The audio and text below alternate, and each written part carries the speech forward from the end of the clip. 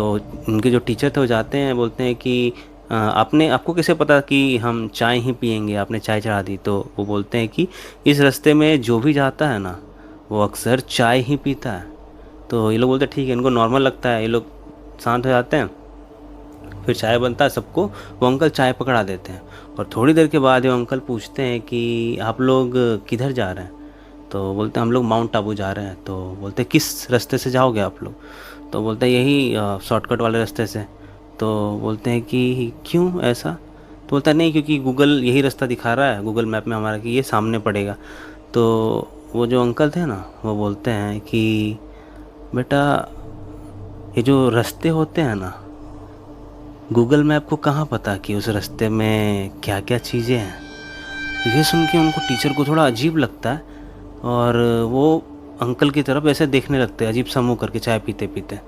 कुछ देर तक आसपास बिल्कुल सन्नाटा छाया रहा और थोड़ी देर के बाद वो जो अंकल थे वो अपनी दुकान से बाहर निकलते हैं और रोड के दूसरी साइड बहुत दूर एक इशारा करते हैं और सर को बोलते हैं कि बेटा देखो, वो जो तुम्हें टिमटिमाती हुई लाल रोशनी दिख रही है ना, उसके नज़दीक गलती से भी मत जाना।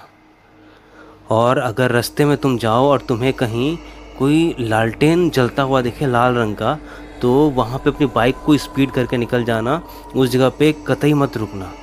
तो वो सर बोलते हैं कि ऐसा क्यों, क्या डर है ऐसा, तो आप मतलब ऐसे क्यों डरा रहे हैं। तो बोलते हैं कि मैं तुम्हें डरा नहीं रहा, डरा तो वो देगा तुम्हें जो रास्तों पे आने जाने वालों का इंतज़ार करता है।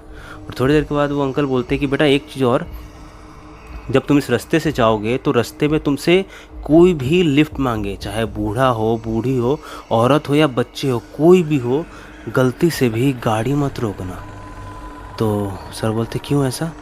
तो बोलते हैं कि बेटा इस रास्ते पे कुछ ऐसा है ना जो रात होने का इंतज़ार करते रहता है और वो इंतज़ार करता है कि कोई आए उसके चंगुल में फंसे और उसकी वो ज़िंदगी बर्बाद कर दे। मैं खुल के नहीं बता सकता। और वो तभी अपने बैग से एक लाल धागा निकालते हैं और सर को पकड़ा देते हैं और बोलते हैं कि तुम लोगों के ग्रुप में जो सबसे पीछे बैठेगा उसकी हाथ में ये लाल धागा बांध देना।